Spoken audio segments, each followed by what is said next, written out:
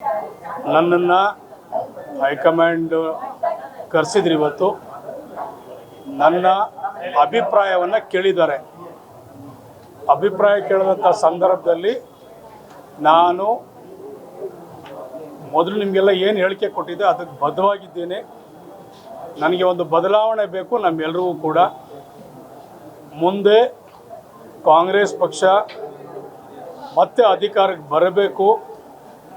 ನಾವೆಲ್ಲರೂ ಕೂಡ ಕಾಂಗ್ರೆಸ್ಸಲ್ಲಿ ಇನ್ನೂ ಹೆಚ್ಚಿನ ರೀತಿಯಲ್ಲಿ ನಾವೆಲ್ಲರೂ ಕೂಡ ಏನಾದ್ರೂ ಬೆಳವಣಿಗೆ ನೋಡಬೇಕಂತ ಹೇಳಿದ್ರೆ ಒಂದು ಬದಲಾವಣೆ ಬೇಕು.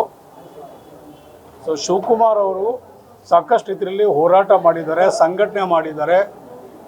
ಪಕ್ಷವನ್ನು ಈ ಮಟ್ಟಕ್ಕೆ ಇವತ್ತು 140 MLAಗಳನ್ನು ಮಾಡಲಿಕ್ಕೆ ಅವ್ರ ಶ್ರಮ, ಬೆವರು, ಹೋರಾಟ ಎಲ್ಲವೂ ಕೂಡ ಇದೆ. ಅವ್ರಿಗೆ ಇವತ್ತು ಒಂದು ಅವಕಾಶ, ಸೂಕ್ತವಾದ ಸಮಯ ಇದು. ಮುಂದಕ್ಕೆ ನಮಗೆ 2028ಕ್ಕೆ ಸರ್ಕಾರ ಬರಲಿಕ್ಕೆ ಒಂದು ಒಳ್ಳೆ ಸುಗಮವಾದಂಥ ಹಾದಿ ಆಗ್ತದೆ. ಅವನಿಟ್ಟು ತಾವು ಮಾಡಿಕೊಡಿ ಅಂದ್ಬಿಟ್ಟು ಅವ್ರಿಗೆ ನಾನು ಮನವಿ ಮಾಡ್ಕೊಳ್ಳಿ.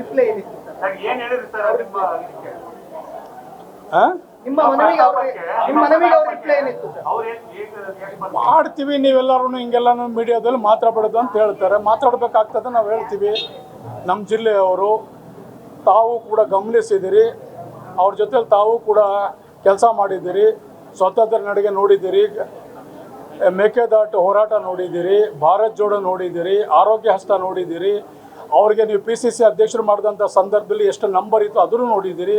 ಅದಾದ ನಂತರ ಕೋವಿಡ್ ಸಂದರ್ಭದಲ್ಲಿ ಏನೆಲ್ಲ ಹೋರಾಟ ಮಾಡಿದ್ರು, ಯಾವ ರೀತಿ ಬಸ್ ಸ್ಟ್ಯಾಂಡು, ರೈಲ್ವೆ ಸ್ಟೇಷನ್ ತಿರುಗಿಡಿದ್ರು, ಶವ ಸಂಸ್ಕಾರ ಯಾವ ರೀತಿ ಮಾಡಿದ್ರು, ಆವತ್ತಿನ ಸಂದರ್ಭದಲ್ಲಿ ರೋಡಲ್ಲಿ ಯಾರಿದ್ರು, ಯಾವ ರೀತಿ ಜನಕ್ಕೆ ಒಂದು ಉತ್ತಮವಾದಂಥ ಇದನ್ನು ನ್ಯಾಯವನ್ನು ಕೊಟ್ಟಿದ್ರು, ಎಲ್ಲ ನೀವೆಲ್ಲ ಗಮನಿಸಿದ್ದೀರಿ.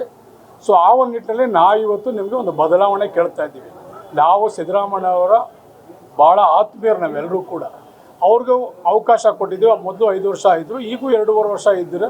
ನಮಗೊಂದು 2.5 ವರ್ಷ ಅವಕಾಶ ನಮ್ಮ ಜಿಲ್ಲೆಯವರು, ನಮ್ಮವರು, ಒಳ್ಳೆಯ ಒಂದು ಸಂಘಟನೆಗಾರರು, ಹೋರಾಟಗಾರರು ಇವತ್ತೊಂದು ಸಂದರ್ಭದವ್ರು ಕೊಟ್ಟರೆ ಮುಂದಕ್ಕೆ ಎಲ್ರಿಗೂ ಕೂಡ ಒಳ್ಳೆಯದಾಗ್ತದೆ. ಮುಂದೆ ನಾವು ಸರ್ಕಾರ ನೋಡ್ಬೋದು ಅನ್ನೋ ಉದ್ದೇಶದಿಂದ ನಾನು ಮನವಿಯನ್ನು ಮಾಡಿದ್ದೀನಿ. ಅದಕ್ಕೆ ಸ್ಪಂದನೆ ಚೆನ್ನಾಗಿ ಮಾಡಿದ್ದಾರೆ. ಆಯಿತು, ನಾವೆಲ್ಲ ಅದು ತೀರ್ಮಾನ ತಗೊಳ್ತೀವಿ ಅಂತ ಹೇಳಿದ್ದಾರೆ.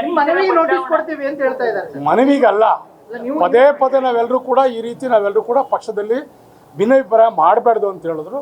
ಸ್ವಾಮಿ ಬೇರೆಯವ್ರುಗಳಿಗೆ ನನಗೂ ಹೇಳಿ ಅಂತ ಹೇಳಿದ್ದೀನಿ. ಅದನ್ನೇ ಇವತ್ತು ಮಾಡ್ತೀವಿ ಅಂತ ಹೇಳಿದ್ದಾರೆ. ಎಲ್ರಿಗೂ ನಾವೆಲ್ಲ ಅದಕ್ಕೆಲ್ಲ ತೀರ್ಮಾನ ತಗೊಳ್ತೀವಿ. ನಾವು ಏನು ಮಾಡಬೇಕಂತ ಹೈಕಮಾಂಡಲ್ಲಿದೆ, ಹೈಕಮಾಂಡ್ ತೀರ್ಮಾನ ಮಾಡಬೇಕು.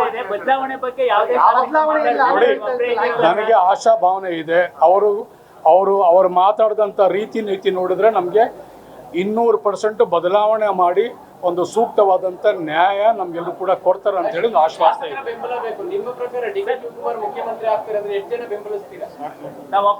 ಮಾಡ್ತಾರೆ.